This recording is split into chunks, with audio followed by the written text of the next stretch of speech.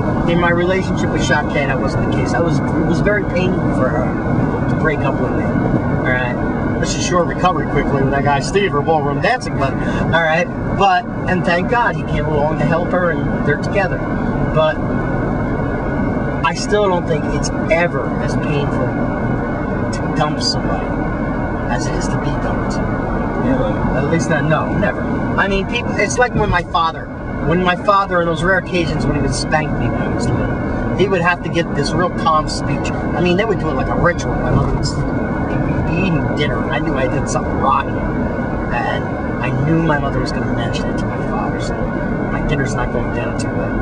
And then she goes, Rocky, or that woman, Joseph today, blah blah blah blah blah blah blah. Joseph, come on.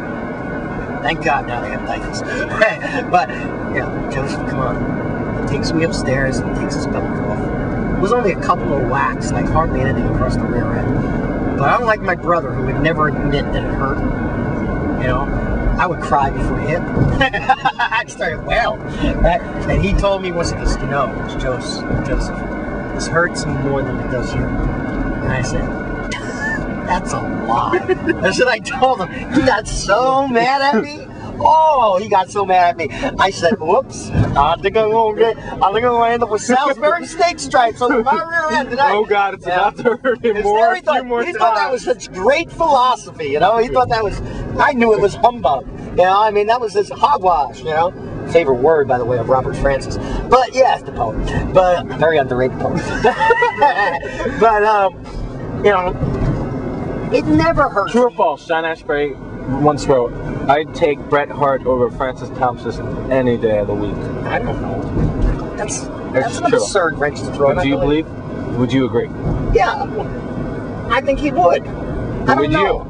To tell you the truth, he just named two writers who I haven't read an awful lot of. Bret Hart and Francis Thompson, the guy that wrote The Hound of... No. Who's the one you just met? Robert Francis. Robert Francis. He said, I'd take Bret Hart over Robert Francis anything? No, I think he probably meant Francis Thompson. Francis Thompson, the guy that wrote The Hound of Heaven. Who every Jesuit at Boston College is obsessed with, relentlessly. I hate it. It's the only good poem, or somewhat good poem, the priests ever read. And then they gotta ruin it for the next 50 years in their sermons. You know, God seeks you. I mean, I've said it myself. Yes, God seeks you, but he doesn't have to do it like in every damn sermon over for, you know, about Francis Thompson and the Hound of Heaven. And it's not really the poem, you know. Usually it's not a poem or a poet that pisses you off. It's all their philosophy. It's all their followers. And all the little satellites that get really, they have a sense of ownership over that poem. Ooh, they can make a poem suck for you even if it doesn't, you know? Like, you know, that's why I hate to see these TV shows. I guess this is turning into one. But I hate to see the shows where people start talking about the poet, you know, and the poem, and you have these really, especially if Joyce Carol Oates gets on. I love the woman, but she's annoying to look at sometimes. And she's talking about, and I love her, I really do.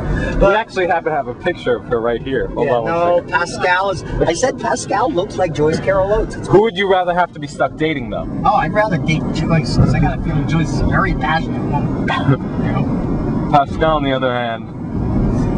Yes. But where was I before I was so rudely interrupted by myself? Where was I? What were we talking about? You were speaking about fertility drugs and dumping, getting dumped, all that kind of stuff. Fecal defecation, kinky sex. I don't like serial monogamy. Getting dumped and having lived to the ripe old age of 47 and where my seed could find no purchase or issue or whatever. Alright. I see that because of this modern idea that you go with somebody and you make love to them and you get real intimate with them until it no longer works. Like they like to say, it's like a poem in a workshop. Well, it no longer works. You know, we have to move on. Oh, these horrible lines. It just seems like serial murder to me. I mean, how do you get that close to somebody? Like I say in one of my poems, where the eyes become one eye. And you're lying there in the dark with them. And you say, shoot me, God, I've lived, because it feels so great. And then, because things get a little stagnant, because for a while there maybe you don't love each other, you say, okay, time to quit.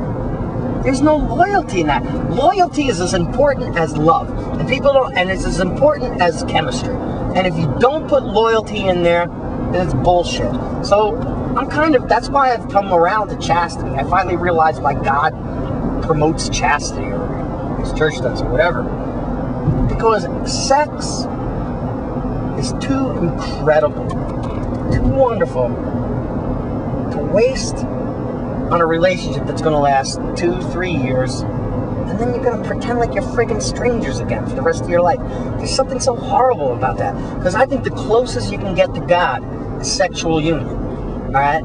So then you say, oh, never mind, this didn't work, and you erase it. People say, well, the unhappiness of staying with somebody you don't love. But there is such thing as a commitment to love, not to that person, to love. Such thing as a code. That's how I see it. Maybe because I'm working class. But if you give...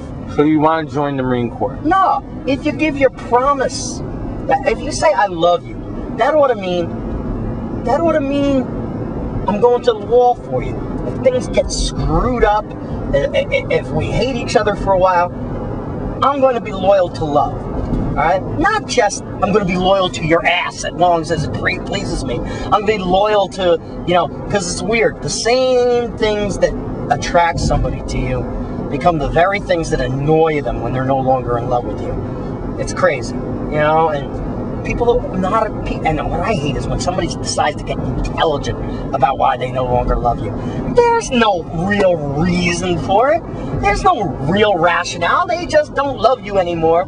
Whatever, you bore them now, and stop with the intelligence already. Well, I don't think that, that we've been communicating, and, none of that. It's all bullshit. What they should say is, I've decided to kill you.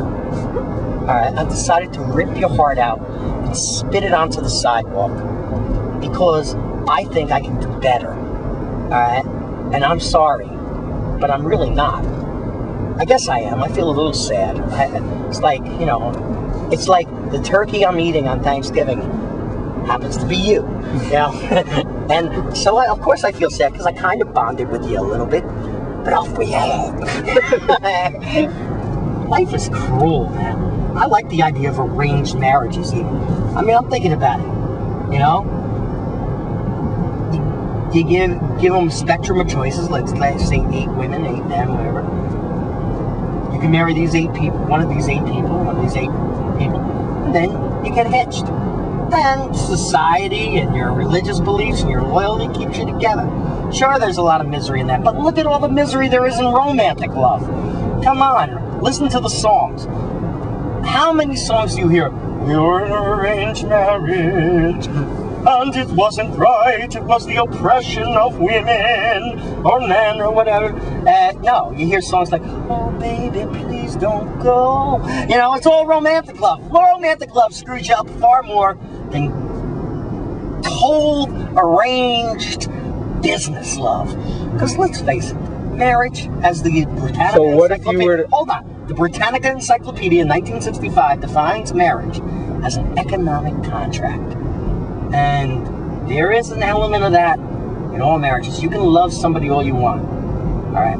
But men and women, they don't want to admit a lot of the times that no matter what the level of their love is, there's an element of prostitution, an element of business arrangement in all commitments. Alright? And see, to me, that doesn't necessarily make it bad, especially if you just admit it. Alright? I don't know. So if you're in an arranged marriage with Bertha? Who knows? Would you stop bringing up Bertha?